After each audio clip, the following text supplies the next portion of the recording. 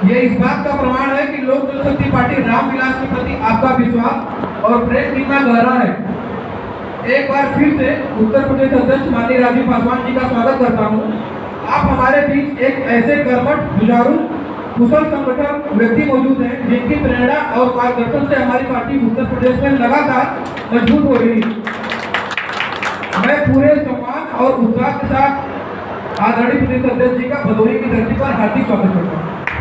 राजीव जी की संगठन कुशलता, दूरदर्शिता और अथक परिश्रमी जिसने प्रदेश को और विशेषकर मुझे भी भदोही में जोड़ा, जिससे मैंने भदोही और प्रदेश में लोक जनशक्ति पार्टी बहुत ही तेजी से मजबूत हो रही है।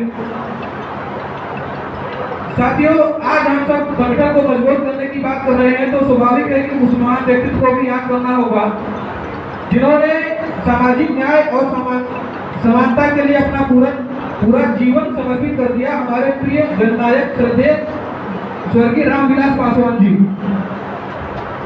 उन्होंने 1977 में पहली बार लोकसभा में प्रवेश किया और तब से लेकर अब अपने अंतिम समय तक दलितों, पिछड़ों, वंचितों और गरीबों की आवाज बनते रहे।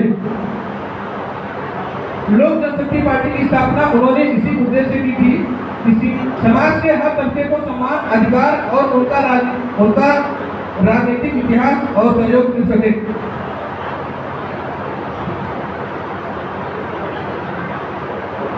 उनका जीवन संघर्ष और जनसेवा का प्रतीक है। उन्होंने हमेशा हाशिए पर पड़े लोगों का मुख्य धारा में लाने का काम किया। उनकी नीतियां आज भी हमें प्रेरणा देती है। श्रद्धेय रामविलास पासवान जी की विरासत को बखूबी आगे बढ़ा रहे हैं हमारे राष्ट्रीय अध्यक्ष, युवा हृदय सम्राट माननीय चिराग पासवान जी। चिराग जी ने अपने पिता के सपनों को साकार करने का बीड़ा उठाया है और आज वे देश के करोड़ों युवा के आदर्श बन चुके हैं।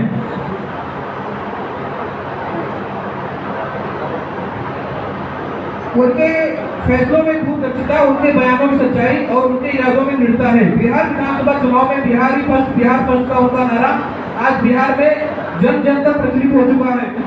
प्रतिकूल परिस्थिति में भी उन्होंने लोकसभा चुनाव में पहले उन्होंने कितना संघर्ष किया हम सभी को पता है। प्रतिकूल परिस्थितियों में भी उन्होंने जिस प्रकार साहस और दृढ़ता का परिचय दिया वह काबिले तारीफ है।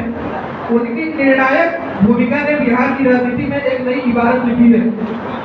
आज वे राष्ट्रीय राजनीति में एक मजबूत स्तंभ के रूप में स्थापित हो चुके हैं। आज चिराग जी प्रदेश अध्यक्ष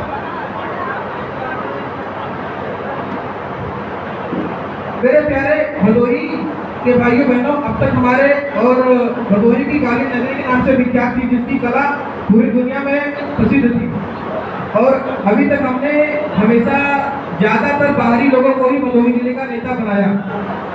बाहरी आते हैं, यहाँ पर 5 साल शासन करते हैं, 6वें साल अपने घर चले जाते हैं, फिर अगले 5 साल कोई बाहर से आ जाता है।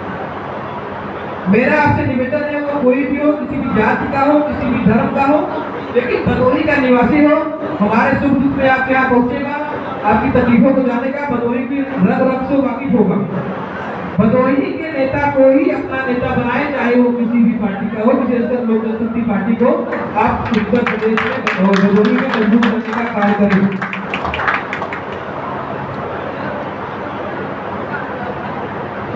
इसी के साथ मैं अपनी वाणी को विराम देता हूँ और आदरणीय प्रदेश अध्यक्ष जी को आह्वान करता हूँ कि आप घोषणा बोलें।